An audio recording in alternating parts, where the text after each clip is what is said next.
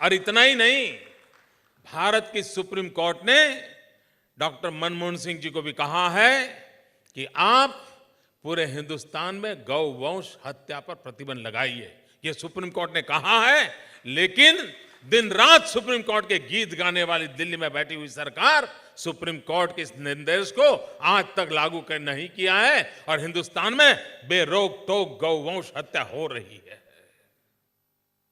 तब पीड़ा होती है मन में। अगर जड़ों से जुड़े हुए होते तो इतनी देर न लगती। दोस्तों,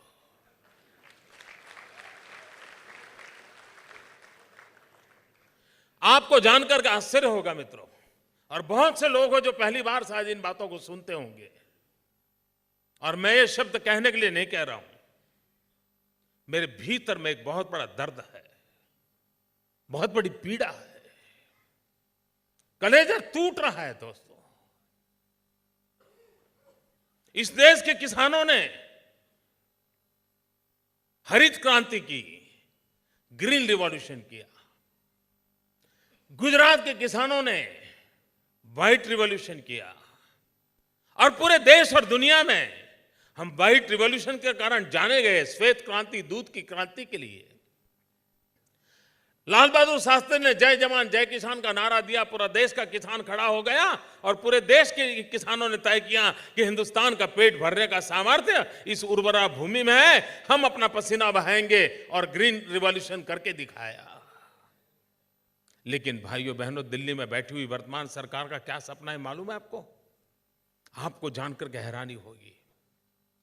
उनके लिए श्वेत क्रांति का महत्व नहीं है, उनके लिए हरित क्रांति का महत्व नहीं है, न ग्रीन रिवॉल्यूशन चाहिए, न व्हाइट रिवॉल्यूशन चाहिए। उन्होंने मकसद बनाया है पिंक रिवॉल्यूशन।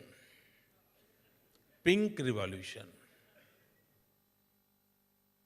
गुलाबी क्रांति। ये गुलाबी क्रांति क्या है मालूम है? जब पशु को काटते हैं, उस मांस का कलर आपने देखा होगा, जैनियों ने तो नहीं देखा होगा, टीवी पे देखा होगा, वो गुलाबी होता है।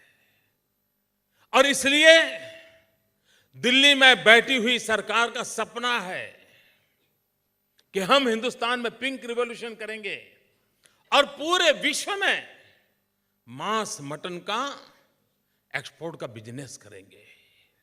और इस वर्ष भारत सरकार ने घोषित किया है, स्वयं भारत सरकार ने घोषित किया है कि पूरे विश्व में बीफ एक्सपोर्ट में हिंदुस्तान नंबर 1 है। किन चीजों के लिए गर्व किया जा रहा है? भाइयों बहनों, आपका कलेजा रो रहा है कि नहीं मुझे मालूम नहीं, मेरा कलेजा चिक चिक करके पुकार रहा है।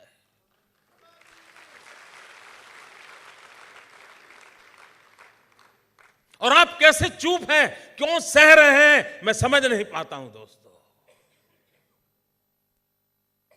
और इसके लिए क्या क्या योजनाएं बनी हैं?